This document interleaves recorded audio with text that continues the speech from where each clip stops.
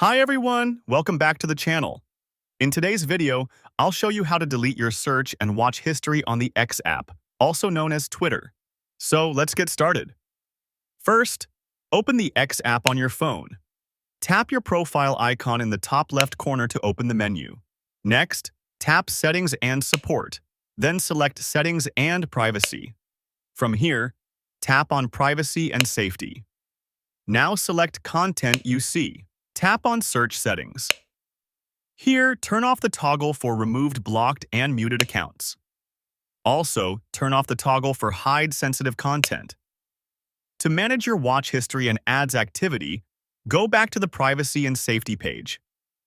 Scroll down and tap on Ads Preferences. From here, turn off personalized ads. This helps limit activity-based tracking on your account. And that's it.